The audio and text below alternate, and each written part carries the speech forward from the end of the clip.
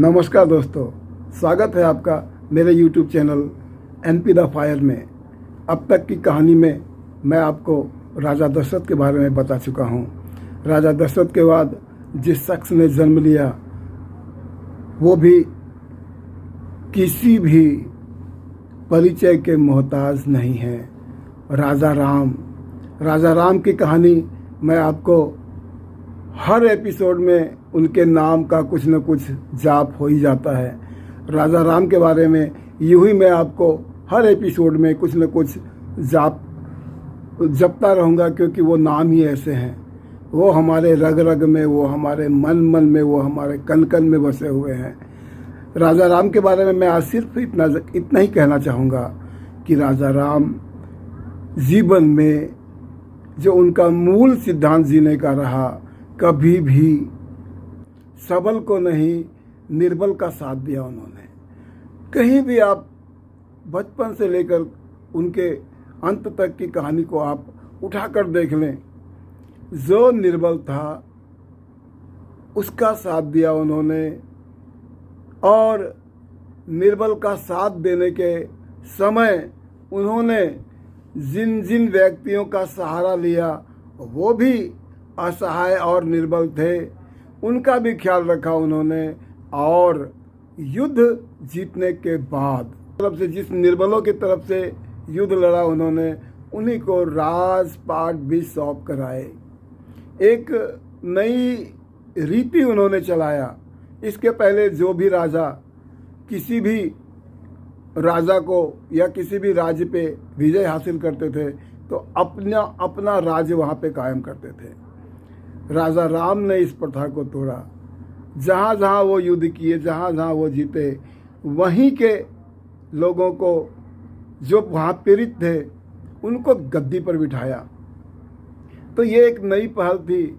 और पूरे जीवन में हमने देखा गिरते हुए को, असहाय को, जिसको शायद कोई भी लोग तवज्जो नहीं देते हों, वैसे लोगों को उन्होंने सराहा, आगे बढ़ाया और उसे कामयाब बनाने के लिए उनके पीछे खड़े रहे। यही भगवान राम थे। भगवान राम की कहानी का अंत अगर मैं कहूँ तो जो उत्तर रामायण है, जो उनके राज्य शासन के बाद की जो कहानियाँ हैं, वो मेरे निगाह में तर्क संगत नहीं है और वो प्रमाण्य भी नहीं है। इसलिए मैं उत्तर रामायण की कोई भी बात आपसे नहीं करना चाहूँगा। सिर्फ इतना बता देना चाहता हूँ कि भगवान राम के, भरत के, शत्रुघ्न के और लक्ष्मण के दो पुत्र हुए।